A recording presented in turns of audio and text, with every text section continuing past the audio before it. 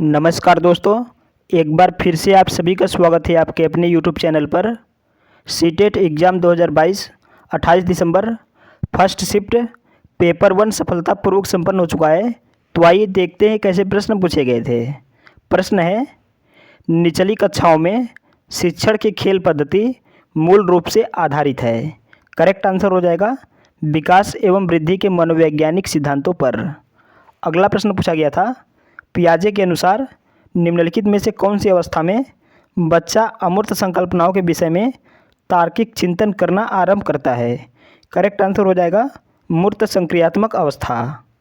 अगला प्रश्न पूछा गया था, कोहलबर्ग के अनुसार शिक्षक बच्चों में नैतिक मूल्यों का विकास कर सकता है।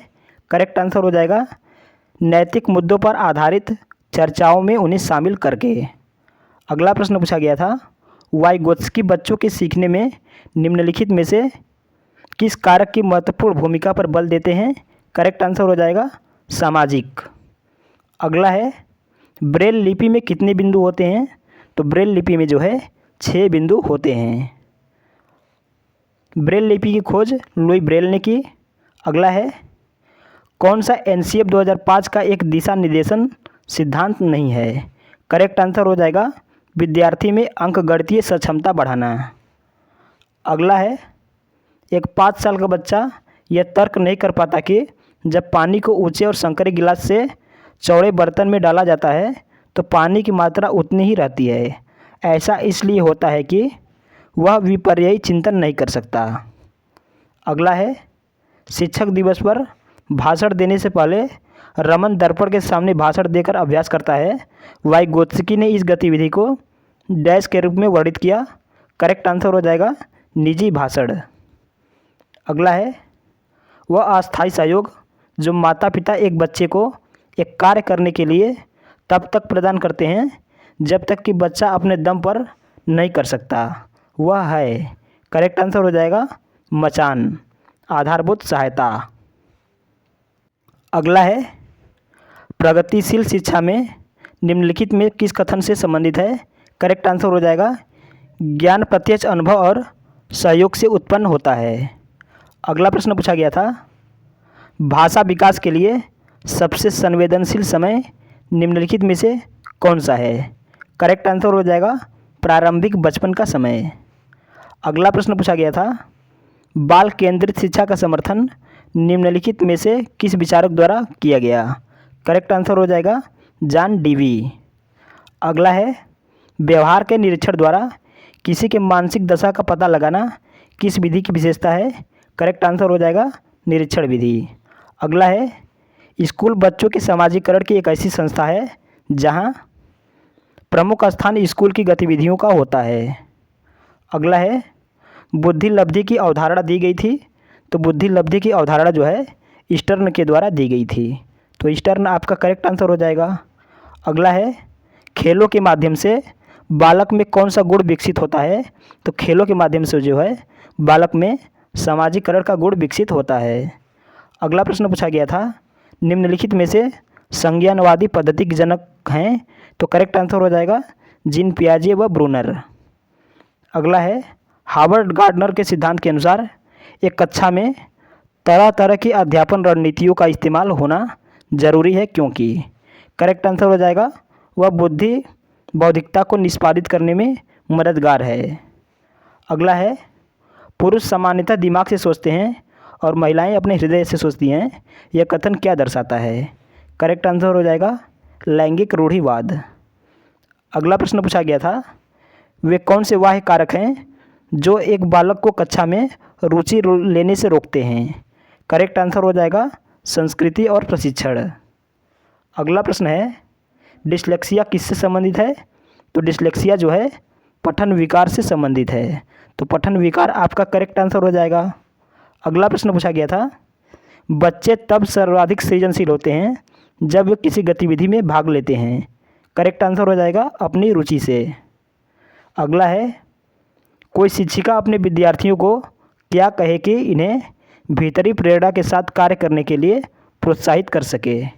करेक्ट आंसर हो जाएगा इसे करने की कोशिश करो, तुम सीख जाओगे। अगला है, राष्ट्रीय पाठ्यचर्या की रूपरेखा 2005 के अनुसार बच्चों के आकलन का सही तरीका है? करेक्ट आंसर हो जाएगा दैनिक गतिविधियाँ। अगला प्रश्न पूछा गया था, राष्ट्रीय पाठ्यचर्या की रूपरेखा 2005 किस सूझ के आधार पर पाठ्यचर्या के आधार पर अधिक बल देती है? करेक्ट आंसर हो जाएगा शिक्षा बिना बोझ के। अगला है, पियाजे के अनुसार संज्ञानात्मक बाल विकास के कितनी अवस्थाएं हैं? तो पियाजे के अनुसार संज्ञानात्मक बाल विकास के 4 अवस्थाएं हैं। अगला प्रश्न पूछा गया था, लॉरेंस कोहलबर्ग विकास के क्षेत्र में किस शोध के लिए जाने जाते हैं? करेक्ट आंसर हो जाएगा नैतिक। अगला है, स्पीयरमैन के अनुसार तर्क करने की क्षमता और समस्या समाधान करने की क्षमता कहलाती है? करेक्ट आंसर हो जाएगा जी कारक। अगला है, व्यवहार में आने वाले अस्थायी परिवर्तन जो अभ्यास के कारण होते हैं को कहा जाता है?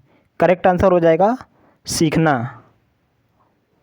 अगला प्रश्न पूछा गया था, सीखने के वक्र सूचक हैं? तो सीखने के वक्र जो है सीखने की प्रगति के सूचक हैं। आइए देखते हैं पर्यावरण अध्ययन में कैसे प्रश्न पूछे गए थे। प्रश्न है, किस राज्य में घर बारिश के चलते ज़मीन से 10-12 फुट ऊंचे बने होते हैं? तो वो राज्य जो है असम है, तो असम आपका करेक्ट आंसर हो जाएगा। अगला प्रश्न पूछा गया था, एक हाथी एक दिन में लगभग कितने किलोग्राम पत्ते झाड़ियाँ खा लेता है? करेक्ट आंसर हो जाएगा 100 किलोग्राम। अगला प्रश्न पूछा गया था, मधुबनी चित्रकला का संबंध किस राज्य से है? तो मधुबनी चित्रकला का संबंध जो है बिहार राज्य से है, तो बिहार आपका करेक्ट आंसर हो जाएगा। अगला प्रश्न पूछा गया था, कोडोक भाषा किस राज्य से संबंधित है? तो कोडोक भाषा जो है झारखंड राज्य से संबंधित है, तो झारखंड आपका करेक्ट आंसर हो जाएगा।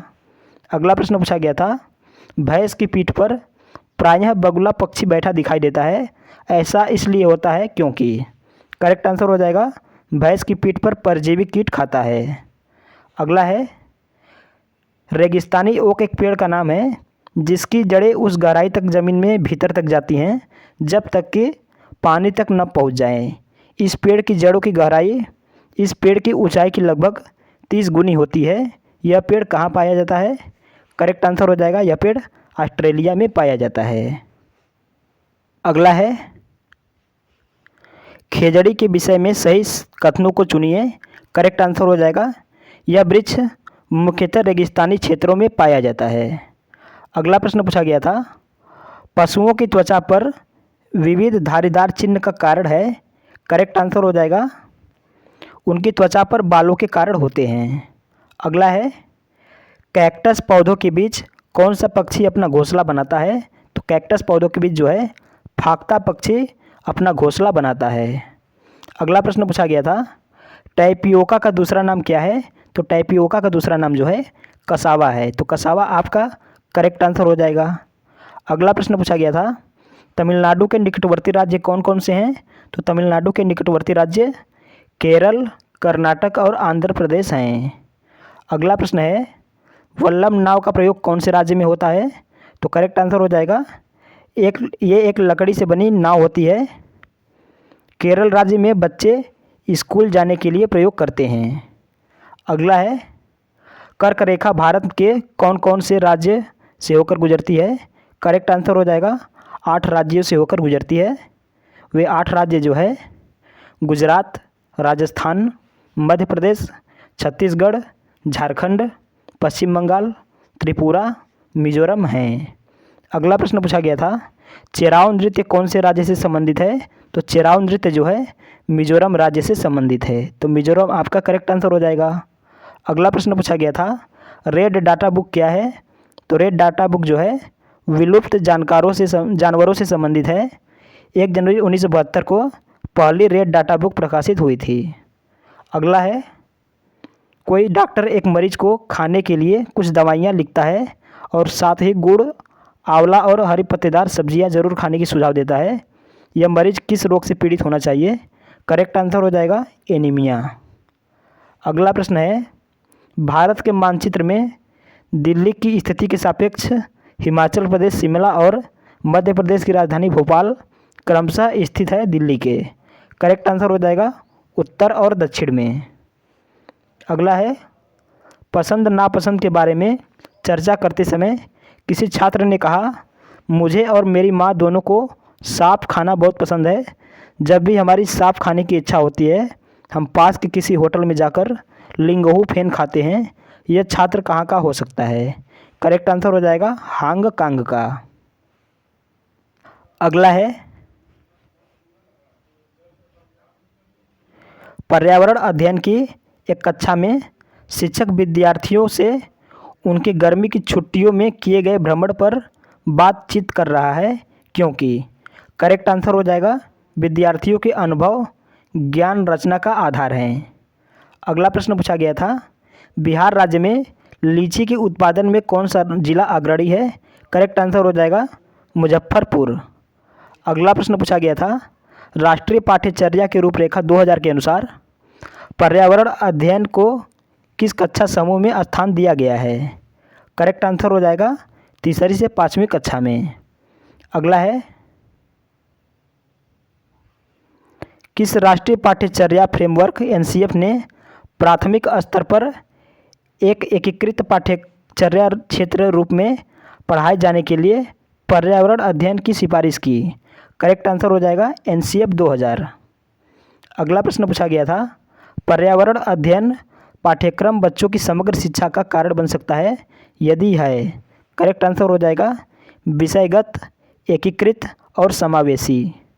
अगला प्रश्न पूछा गया था यह भालू जैसा दिखता है परंतु भालू नहीं है।